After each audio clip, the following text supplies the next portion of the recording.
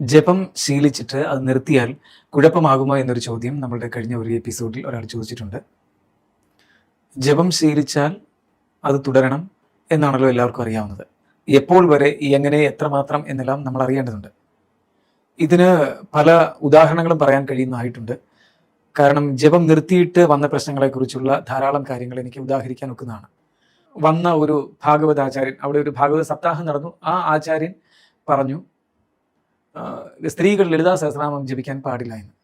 അങ്ങനെ വർഷങ്ങളായി ലളിതാ സഹസ്രനാമം ജപിച്ചുകൊണ്ടിരുന്ന ആ സ്ത്രീ ജപം നിർത്തിയപ്പോഴുണ്ടായ ഒരു പ്രശ്നം, അവർക്ക് മാനസികമായി വലിയ വിഭ്രാന്തി പോലെയാണ് വന്നത്. അവരോട് ഉള്ള എൻ്റെ പരിചയം വർഷങ്ങളായിട്ടുള്ളതാണ്. അവർ അതിനു മുമ്പ് ധാരാളം കാര്യങ്ങൾക്ക് വേണ്ടി ജ്യോതിഷത്തിന് വന്നിട്ടുള്ളതാണ്. അതല്ലാതെ മറ്റൊരു മരുന്ന് അല്ലെങ്കിൽ ഒരു പരിഹാരം അതിനില്ല എന്നാണ് ഞാൻ പറഞ്ഞത്. അപ്പോഴാണ് അവർ സംഭവം പറഞ്ഞത്, ഭാഗവത സപ്താഹം നടക്കുന്ന വേദിയിൽ വന്ന ആചാര്യൻ സ്ത്രീകൾ ലളിതാ സഹസ്രനാമം ചൊല്ലാൻ പാടില്ല എന്ന് പറഞ്ഞത് കേട്ട് ഞാൻ നിർത്തി. അങ്ങനെ സഹസ്രനാമങ്ങൾ രണ്ടും നിർത്തിയതിന് ശേഷം മുതൽ എനിക്കിങ്ങനെ ആദ്യം വരികയും ഈ ടെൻഷൻ കൂടിയിട്ട് ഞാനൊരു വിഭ്രാന്തിയിലേക്ക് മാറുന്നു എന്ന് കണ്ടപ്പോൾ മറ്റൊരു സങ്കേതത്തിലേക്ക് കൊണ്ടുപോവുകയും അവിടെ ചെന്നിട്ട് ചില പരിഹാരങ്ങളായിട്ട് അവർ നിർദ്ദേശിച്ചത് ചെയ്യുകയും ചെയ്തു. പക്ഷേ അതുകൊണ്ട് മാറ്റമില്ലാതായപ്പോഴാണ് അങ്ങയെക്കുറിച്ച് എനിക്ക് ഓർമ്മ വന്നത്, ഞാൻ അങ്ങയുടെ അടുക്കലേക്ക് വന്നത് എന്നും ആയിരുന്നു അവർ പറഞ്ഞത്.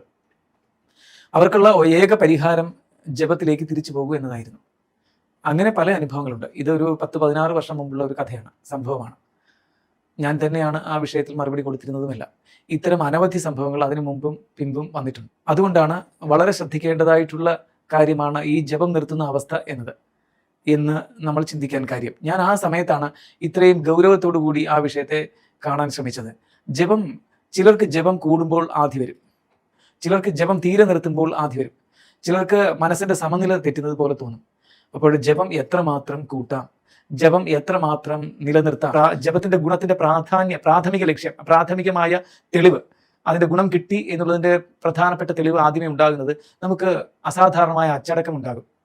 നമ്മുടെ പ്രവൃത്തികളിൽ അച്ചടക്കം, പ്രവൃത്തികളിൽ പൂർണ്ണത, പക്വത, കൃത്യമായി എല്ലാ കാര്യങ്ങളും ചെയ്യാനുള്ള ഒരു മനസ്സ്, ശബ്ദത്തിന്റെ ലയം, ഇങ്ങനെ കുറച്ച് കാര്യങ്ങളുണ്ടാകും. മാത്രമല്ല സാധാരണയിൽ കവിഞ്ഞ ഉത്തരങ്ങൾ മറ്റുള്ളവർക്ക് പറഞ്ഞു കൊടുക്കാനും തുടങ്ങും. നിലവിൽ ധാരാളം കാര്യങ്ങൾ ചെയ്യാൻ ഓരോ ദിവസവും നമ്മൾ പര്യാപ്തരായി തീരുന്നുവോ? നമ്മുടെ ഭാഷ, രീതി, പെരുമാറ്റം ഇവയിലെല്ലാം കൂടുതൽ പക്വത ഉണ്ടായോ? പിന്നെ ചെയ്യുന്ന വിഷയങ്ങൾ കൂടുതൽ അളവിലും സൂക്ഷ്മതയിലും ആകുന്നുവോ എന്നെല്ലാം നമ്മൾ തിരിച്ചറിയേണ്ടതാണ്.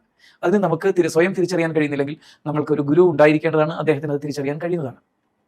അത്രയും സൂക്ഷ്മതയിലേക്ക് പോകുന്നില്ല എങ്കിൽ ഒന്നുകിൽ നിലവിലുള്ള മന്ത്രം തന്നെ കൂടുതൽ തവണയിലേക്ക് ജപം വർദ്ധിപ്പിക്കുക. അത്രയും ചെയ്തിട്ടും നിങ്ങൾക്ക് അങ്ങനെ ഗുണം ഉണ്ടാകുന്നില്ല എങ്കിൽ ആ മന്ത്രം മാറ്റി മറ്റേതെങ്കിലും മന്ത്രത്തിലേക്ക് പോകേണ്ടതായിട്ടുണ്ട് എന്നൊരു തിരിച്ചറിവിലേക്ക് പോവുക.